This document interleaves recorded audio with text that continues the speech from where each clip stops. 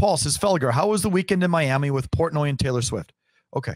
I took my daughter to Taylor Swift on Saturday in Miami. I saw Portnoy at the show and I talked to him for 5 minutes. How do people know? People are, so this again, I as I mentioned, if you don't want some of your life out there on the weekends, talk to your wife because she okay, I went on her Instagram thing and it disappears after 24 hours. So if you go to the stories, this was, I think, Saturday morning. Did you go to the show Friday night? Saturday night. Okay, Saturday night. So it wasn't one of those days over the weekend. I'll occasionally check some people's stories. You click on it, it pops up, and I saw you singing some Taylor Swift song with your daughter at the show, and I, turned the phone, and I was like, oh, it's Taylor Swift.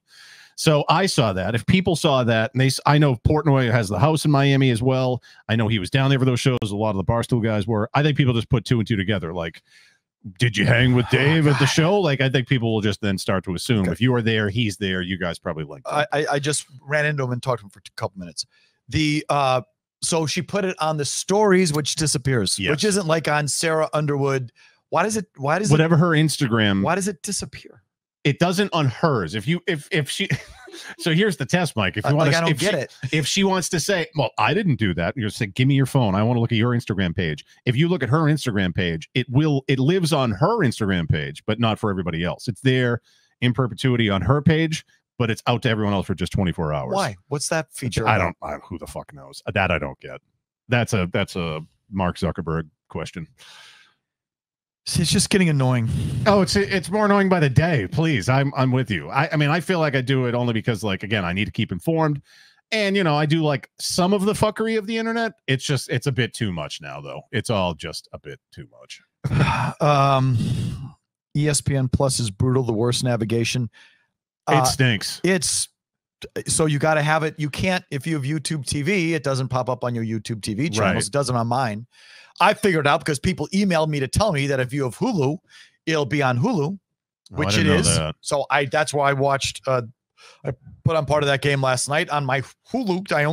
I have that because Sarah and the girls have everything. Yeah, every fucking service there is to subscribe to, they subscribe to, and I guarantee you they haven't watched anything on Hulu in 2 years. But we haven't, and as soon as I cancel it. No, someone's gonna bitch. But wait a minute, I have to watch this show, and they order it again, and now it's a different charge on a different card. I'm like, where did this come from? I thought I canceled this, and now I can't figure out what the fuck. And you can't cancel it because you can't get, that whole thing. There's the fight in the FTC. Oh, it's my life. Oh, I can't stand it. Skinner should be considered a cover band, and I will see them every year. Yeah, at this point, original members? I think maybe one or two at this point. I've never even seen them. I don't really care to see them. I don't love them that much. I never did. It's a little too Southern rock for my taste, which I have limits to. Like the Allman Brothers. Like, I can appreciate what the Allman Brothers are, but I like 6 songs, just like what you hear on the radio. Sometimes I hear stuff, I'm like, all right, you whiskey-soaked hicks. Like, it's just, it's too much for me. Some of it's like steel guitar. I like steel guitar to a point. When I hear it too much, I'm like, right.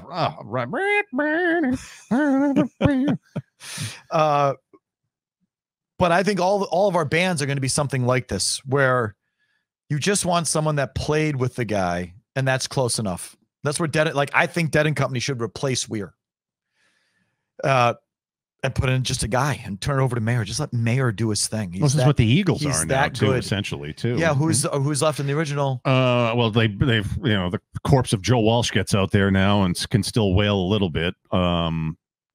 The other one that the sensitive bass player, I think, but it's the sensitive bass player. It's only a few of them, and then they just have like hired guns and whatnot. But whatever, as long as it sounds the same, like great. They're now doing those Sphere shows. I know a couple of people that are going. I haven't heard any reviews thus far. How was that Taylor Swift show, by the way? So I loved it. I got a lot of complaints. Well, the first thing that bugged me wasn't about her. So again, I see Dead at the Sphere. I see Pearl Jam at Fenway. I get up close to the stage.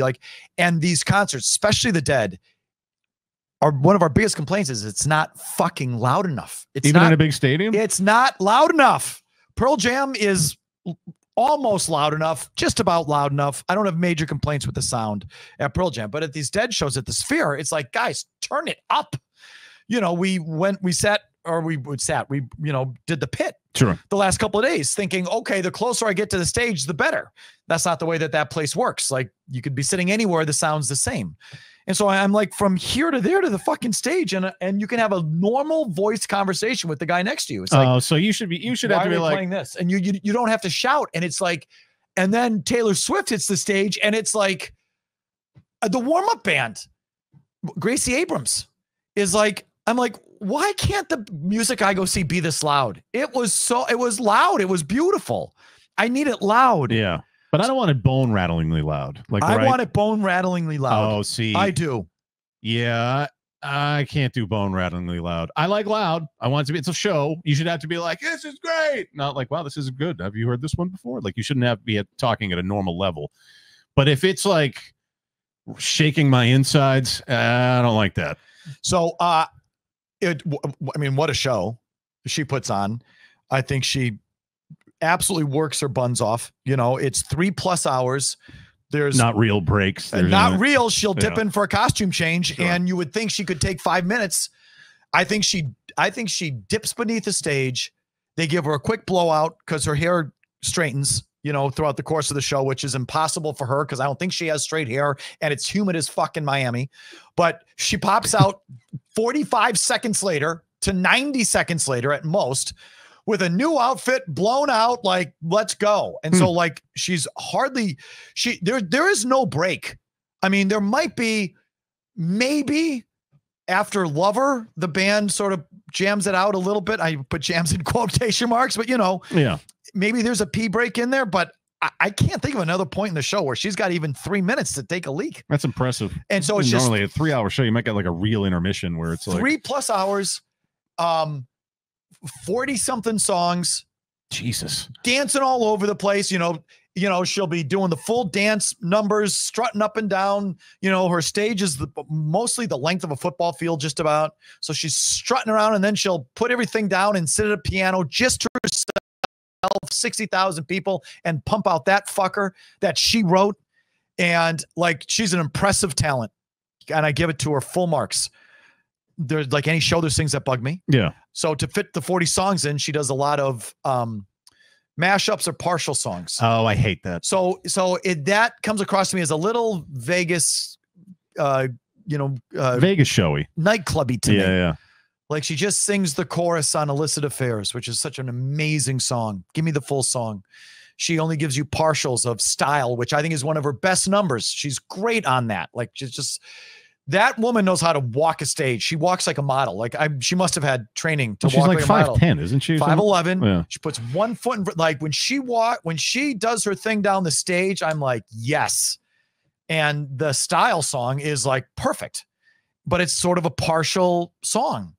The first song, Miss Americana, partial song. Like, so because she wants to fit in the 40-something songs and hit on every era, she's like, pare that down. You can give me 30 songs and make them the full real songs when she does her surprise. And so my other big complaint, from me, is I don't like set lists. Her set lists are etched in stone except for two songs. So 38 of the 40 or 40 of the 42, whatever many she plays, are all in order every night, the exact same. And then she reserves 2 songs that she calls her surprise songs, where it's just her and acoustic or her on the piano. And again, she mashes up. She puts 2 and so there should be 2 songs. There's actually 4. She plays 2 partial songs and then 2 partial songs.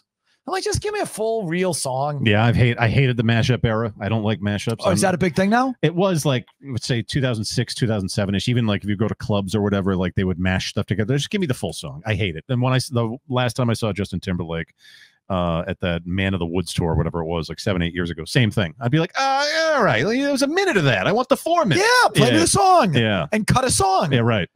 Cut a song that you're not feeling that night, and give me the full song. Cut the new shit that no one likes. Well, I'm different about that. She played a whole big set of her new shit, and I thought it was great. And the last impression I'll give you that I think is really great is the hold she has on her audience. This is why I call her our modern day version of the Beatles. She's got the crowds and 60,000 people. It's not like a 3,000 little venue. Yeah, right. She's got 60,000 people eating out of the palm of her hand, singing every word to every song. Her outfit. She wore a new outfit for one of the eras, which was a new dress, and people lost their shit.